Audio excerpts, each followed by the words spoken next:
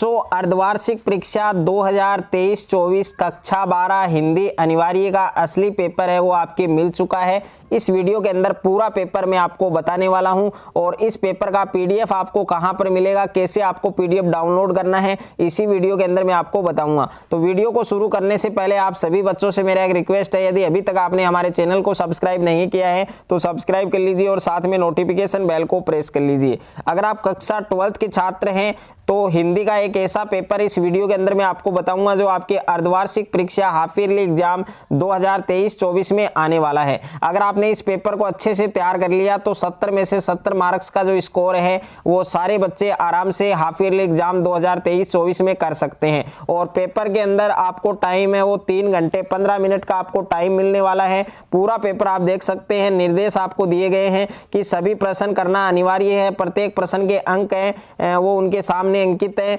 और सर्वप्रथम विद्यार्थी अपने नामांक है वो प्रश्न पत्र पर अनिवार्यतः लिखे और जिन प्रश्नों के आंतरिक खंड हैं उन सभी के उत्तर एक साथ लिखे। तो ये पूरा पेपर प्यारे बच्चों इस वीडियो के अंदर मैं आपको देने वाला हूं और इस पेपर का पीडीएफ आपको कहां पर मिलेगा वो भी इसी वीडियो के अंदर मैं आपको बताऊंगा। तो वीडियो को आपको लास्ट तक देखना है।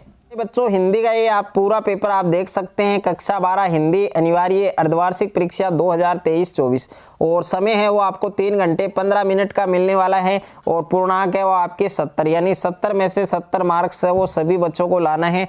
तो सबसे पहले प्यारे बच्चों आप देख सकते हैं पेपर में आपको खंड ए दिया गया है और खंड ए में प्रश्न संख्या 1 है आपके कि निम्नलिखित अपठित गद्यांश को ध्यान पूर्वक पढ़कर नीचे दिए गए वस्तुनिष्ठ प्रश्नों के उत्तर दीजिए। तो ये आपको गद्यांश दिया गया है। सबसे पहले इस गद्यांश को आपको अच्छे से पढ़ना है। उसके बाद में देखिए इस गद्यांश में आपको वस्तुनिष्ठ प्रश्न दिए गए हैं। इसमें पहला प्रश्न है कि उपयुक्त गद्यांश का उचित शीर्षक है। तो ए ऑप्शन में है कि हमारी संस्कृति का मूलाधार अहिंसा। दूसरा ऑप्शन है आपके परोपकार और स में आपको दे रखा है एकता की भावना और द ऑप्शन है आपके सत्य का महत्व। और उसके बाद में दूसरा प्रश्न है कि अहिंसा का दूसरा स्वरूप क्या है। तो ए ऑप्शन है आपके उन्नति और ब में आपके त्याग और स में आपके हिंसा और द में आपके संघर्ष। उसके बाद में नेक्स्ट है आपके तीसरा क्वेश्चन है आपके तीसरा क्वेश्चन आप देख सकते हैं कि मानव जीवन के लिए क्या आवश्यक है। तो ए ऑप्शन है आपके साहस और धैर्य और ब ऑप्शन में दे रखा है कि ईश्वर में विश्वास व संघर्ष और स ऑप्शन है कि दृढ़ इच्छा शक्ति और द ऑप्शन है आपके सत्य और अहिंसा। उसके बाद में क्वेश्चन नंबर 4 है आपके कि लोकतंत्र का अर्थ है। तो ए ऑप्शन है आपके सामूहिक व सामाजिक एकता और ब ऑप्शन है कि व्यक्तियों की विचारा अभिव्यक्ति और स ऑप्शन है व्यक्ति की पूर्ण स्वतंत्रता और द ऑप्शन है कि इनमें से कोई नहीं। उसके बाद में नेक्स्ट है आपके क्वेश्चन नंबर 5। तो क्वेश्चन नंबर 5 आपको दे रखा है भारतीय संस्कृति का मूलाधार है। तो ए ऑप्शन है नैतिकता और ब ऑप्शन है आपके इच्छा शक्ति, स ऑप्शन है आपके सत्य और द ऑप्शन है आपके अहिंसा। उसके बाद में देखिए नेक्स्ट क्वेश्चन है आपके क्वेश्चन नंबर 2। निम्नलिखित अपठित पद्यांश को ध्यान पूर्वक पढ़कर दिए गए प्रश्नों के उत्तर दीजिए। तो ये भी आपके 5 नंबर का आने वाला है। पहले आपको इस पद्यांश को अच्छे से पढ़ना है और इस पद्यांश में जितने भी क्वेश्चन आपको दिए गए हैं प्रत्येक क्वेश्चन का आंसर आपको लिखना है। तो इसमें पहला क्वेश्चन है कि कवि ने धरती में किसके बीज बोए थे। तो ए ऑप्शन में आम के, ब में आपके सेम के और स आपके मटर के और द आपके मेथी के। तो इसमें कौन सा ऑप्शन आपका सही होगा वो आपको बताना है। दूसरा प्रश्न है आपके कि कवि ने लोभ वंश धरती में क्या बोया था। तो ए ऑप्शन है अनार, ब आपके पैसे और स आपके आम और द आपके फलियां। तो इसमें कौन सा ऑप्शन आपका सही होगा। उसके बाद में तीसरा प्रश्न है कि कवि किसके महत्व को नहीं समझ पाया था। तो ए ऑप्शन है मेहनत, ब आपके मिट्टी और स आपके धरती और द आपके आंगन। उसके बाद में नेक्स्ट है आपके क्वेश्चन नंबर 4 कि रतन प्रसविनी किसे कहा गया है। तो ए ऑप्शन है आंगन, ब आपके बचपन और स आपके फलियां और द आपके वसुधा। उसके बाद में नेक्स्ट है आपके क्वेश्चन नंबर 5। तो क्वेश्चन नंबर 5 है कि धरती का पर्यायवाची शब्द कौन सा है। तो ए ऑप्शन है वसुधा, ब आपके स्वार्थ और स आपके दिनकर और द आपके विभाकर। उसके बाद में नेक्स्ट है आपके क्वेश्चन नंबर 3 है कि निम्नलिखित रिक्त स्थानों की पूर्ति कीजिए। तो इसमें पहला प्रश्न है कि हिंदी लिपि में लिखी जाती है, किस लिपि में लिखी जाती है। और दूसरा प्रश्न है कि मोहन गधा है वाक्य में शब्द शक्ति है। और तीसरा है कि विचारों के प्रकटीकरण के लिखित व मौखिक माध्यम को क्या कहते हैं। और क्वेश्चन नंबर 4 है कि पिपर पात सरिस मन ढोला पंक्ति में कौन सा अलंकार है। और पांचवा है कि वर्णों की बार बार आवृत्ति को कौन सा अलंकार कहते हैं। और क्वेश्चन नंबर 6 है कि वर्णों के सार्थक समूह को क्या कहा जाता है।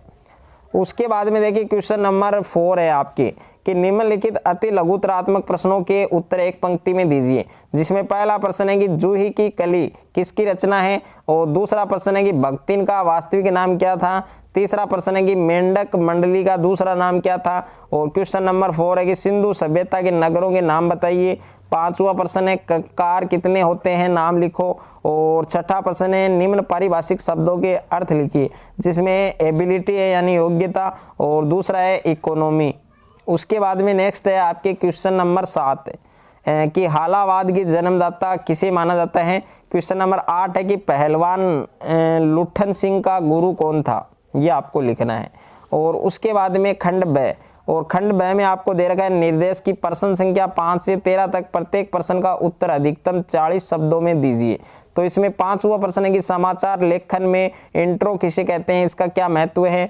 और छठा प्रश्न है कि निराला की बादल राग कविता की का प्रतिपाद स्पष्ट कीजिए। सातवां प्रश्न है कि सहर्ष स्वीकारा है कविता का मूल भाव लिखिए। आठवां प्रश्न है कि बाजार का जादू कब सबसे ज़्यादा चलता है।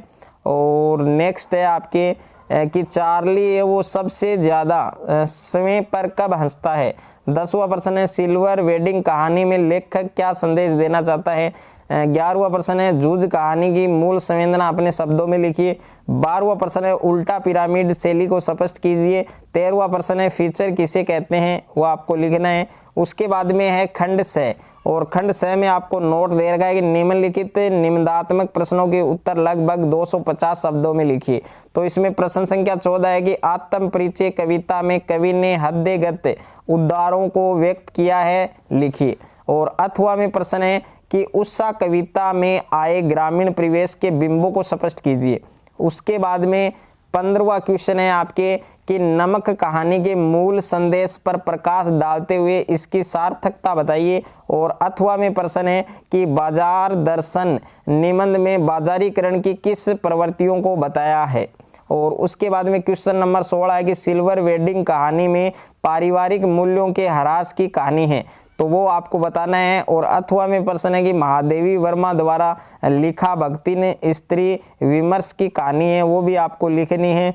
और क्वेश्चन नंबर 17 है आपके कि सूर्यकांत त्रिपाठी निराला का जीवन परिचय लिखिए। और अथवा में प्रश्न है कि शमशेर बहादुर सिंह का व्यक्तित्व व कर्तृत्व पर प्रकाश डालिए। तो ये पूरा पेपर है प्यारे बच्चों, ये आपको अच्छे से तैयार करना है। और इस पेपर का PDF है वो आपको डिस्क्रिप्शन में मिलेगा। डिस्क्रिप्शन में आपको व्हाट्सएप चैनल और टेलीग्राम चैनल का लिंक मिलेगा, वहाँ पर आपको PDF है वो मिल जाएगा, अच्छे से आप डाउनलोड कर सकते हैं। उसके बाद में प्यारे बच्चों पेपर में सेक्शन D दिया गया है, निम्नलिखित पद्यांश की सहप्रसंग व्याख्या कीजिए। अगर आपको ये वाला पद्यांश नहीं आ रहा है, इसकी सहप्रसंग व्याख्या नहीं आ रही है, तो अथवा में दिया गया है, इसकी भी आप कर सकते हैं। और क्वेश्चन नंबर 19 है कि निम्न में से किसी एक गद्यांश की सहप्रसंग व्याख्या कीजिए। तो इसमें भी आपको एक गद्यांश दिया गया है, अथवा में भी दिया गया है, इनमें से एक गद्यांश की आपको सहप्रसंग व्याख्या करनी है। क्वेश्चन नंबर 20 है आपकी कि जिला शिक्षा अधिकारी बूंदी की ओर से अर्धवार्षिक परीक्षा तिथि में परिवर्तन की विज्ञप्ति तैयार कीजिए। और अथवा में प्रश्न है कि कोरोना काल में चिकित्सा विभाग को कोरोना के घर घर सर्वे को करने के लिए पत्र है वो आपको लिखना है। और क्वेश्चन नंबर 19 है आपके कि निम्नलिखित में से किसी एक विषय पर 300 शब्दों में आपको निबंध लिखना है, जिसमें महिला संस्कृतिकरण है, सरकार की योजनाएं, दूसरा है कोरोना महामारी टीकाकरण, तीसरा है मनरेगा गांवों की जीवन रेखा, चौथा आपके राष्ट्र निर्माण में छात्रों का योगदान।